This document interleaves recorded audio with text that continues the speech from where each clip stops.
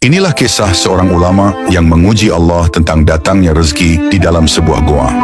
Suatu ketika, seorang ulama besar bernama Imam Az-Zahidi diliputi keyakinan yang begitu kuat terhadap janji Allah Subhanahu wa Ta'ala tentang rezeki. Namun di dalam hatinya, tumbuh keinginan untuk menyaksikan sendiri bagaimana rezeki itu diturunkan. Ia pun pergi ke sebuah gunung yang terpencil dan berdiam diri di dalam sebuah gua yang sunyi. Dalam kesendirian itu ia bertekad, "Sekarang aku ingin menyaksikan sendiri bagaimana Allah memberikan rezekinya kepadaku di tempat ini." Dengan penuh tawakal, ia menunggu tanpa membawa bekal apapun, yakin bahwa Allah pasti mencukupkannya. Tak lama kemudian, sekelompok pendaki melintas di kawasan tersebut. Perjalanan mereka yang panjang mendadak terhenti ketika hujan deras turun, disertai angin kencang.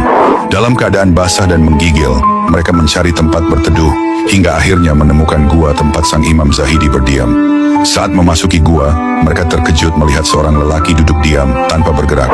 Salah seorang dari mereka mendekat dan berkata, "Wahai hamba Allah, apakah Anda baik-baik saja?" Namun, tidak ada jawaban. Melihat ia tetap diam, para pendaki merasa khawatir. Mungkin dia kedinginan hingga tak mampu berbicara, ujar salah satu dari mereka. Mereka pun segera menyalakan api unggun untuk menghangatkannya.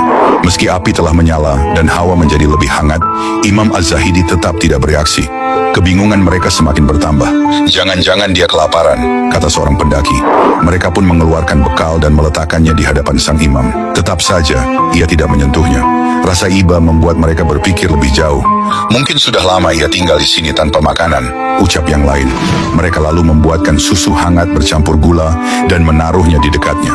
Ketika ia masih tak bergerak, dua orang berniat menyuapinya secara langsung.